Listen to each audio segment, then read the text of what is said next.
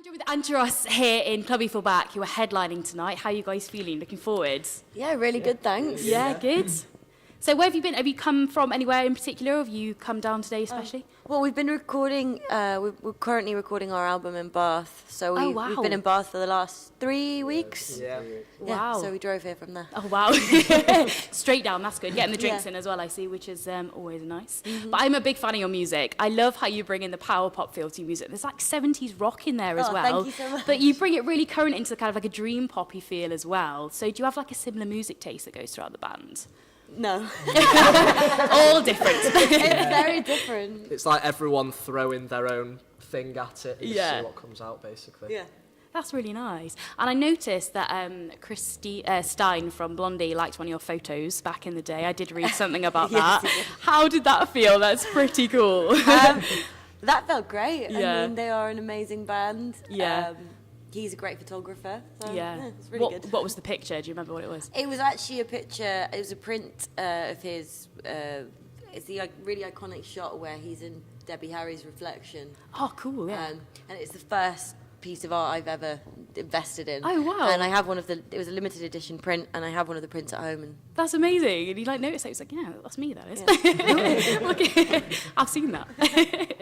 And you released Anteros back a couple of years ago. And from there, you got Glastonbury so quickly. And, you know, from then on, you just got bigger and bigger. How did it feel that people were so receptive to your music so quickly? Because it seemed to just build like a momentum. I think it's always so different from the inside perspective.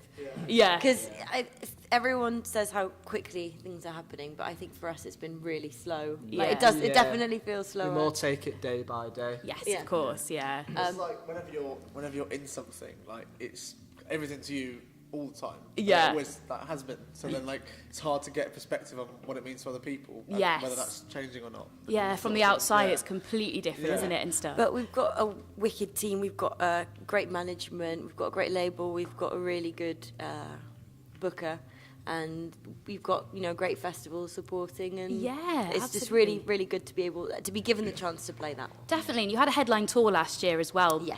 which is amazing, but you've also been on tour with some really cool bands like Tudor Cinema Club, so did you feel like you learnt a lot from going on tour with those kind of bands? Yeah, it was like summer camp.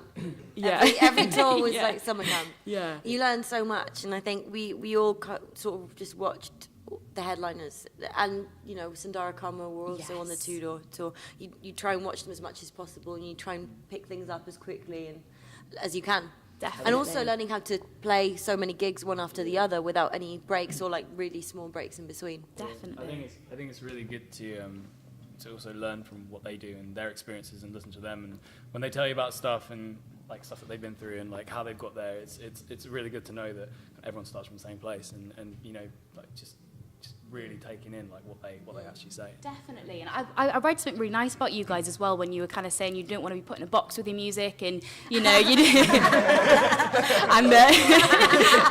really want to be compared to other people. But I love that because you do make music to be unique, and you make music that you want to make. So I think that's a really nice analogy. I really feels thought so that was nice cool. to hear you say that. I was like, guys. But do you know what? It's something we realise, and when it happens the first time, you don't really. When it happens the first time, you don't really notice it, and you sort of try and give it out a few names. But when you've had to do it a few times, I think you just get a bit sick of it, and you think, well, Yeah. But it's not really that bad. We're not really like people ask you to give names, Yeah. or of bands that you reference or whatever. But actually, I don't think bands should be doing that, because No. there's already one of each band that you admire. You don't want to do Yeah. what they're doing. You need to Exactly. be your own thing. And I think it is a question that I would like to ask journalists to maybe stop asking artists, because you shouldn't be wanting to put them in a box. Spot You on, shouldn't yeah. want to put artists in a box. You should let them be their own thing and not compare them, unless they outright Yeah, they say. Yeah, want to yeah, be compared. Yeah, they're a cover band. It's actually it's really nice as well when you're making a track and you're like, oh, that sounds really familiar, and then you realise that these little bits of inspiration that like come through your music, but it's not like you're directly trying to be that person. No. You're like, but you always see those little like It's moments. We have a lot Possible. of different inspirations as well, but I think that's the beauty in it as well. And I think we're quite lucky to be living at a point where so much amazing music has been made. Yeah. You've got great people to learn from. And Exactly. I think you need to start paving your own way at the same time. And Absolutely, and just look at them as the legends that they are, exactly, and and try to from do there. your own thing as well. Yeah, that's really like refreshing to hear. Actually, yeah, that's really nice.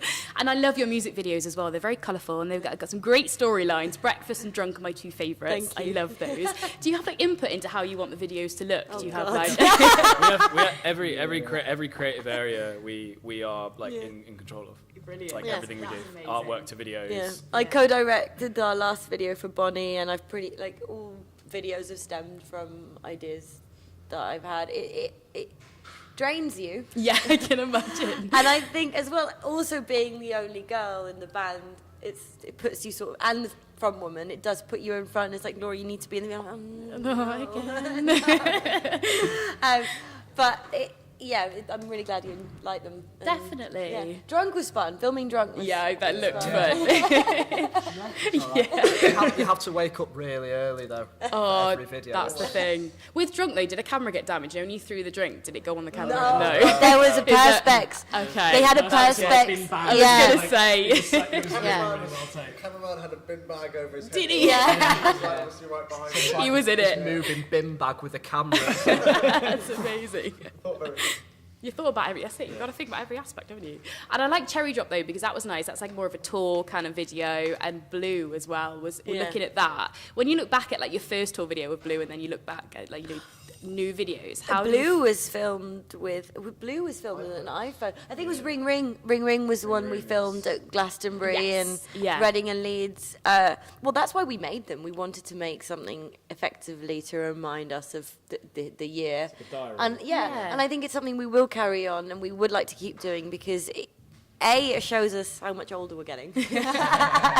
And we're growing up. Yeah. But it also shows like the people that were there from the start, and it's really lovely to watch actually when you haven't seen it for a while and someone puts it on. It's quite nice to see and remember that. And I mean, Cherry Drop was last year, pretty much summed up last year for us. Yeah. It's going to be interesting to see what the video for this year. Yes, yeah. It looks really fun anyway, because the crowd seem to get into it as well, and it must be quite nice to see like more and more people in the crowd singing your lyrics back and stuff like that. It That's must been be the amazing. that's been the best part about. Yeah. That's probably one of our highlights from last year. Was we started the year, and obviously we were playing with Tudor and Sandara, and we were opening, and we didn't think that anyone was going to be there. And the first night was it? What was the first? Birmingham. Birmingham was the first night, and we thought, oh well, we're on just after doors. Like it's not gonna. It was sold. The gig was sold out, but like no one's gonna get there to see us, and it was. Yeah. It was already full capacity. That's amazing. But then, look, the venue is like what, 2,000 people, 2,500. No, none of which know your songs. That's Maybe mad. 2 people in the crowd know your Yeah. songs. So it's a chance to actually win over all of those people, but also playing your songs to people who just stood there going, interesting. Or just talking to their mates can also be quite intimidating as well. Yeah. And to see that happen, and then suddenly you start playing your own shows, and we've had people moshing to like break up songs. So what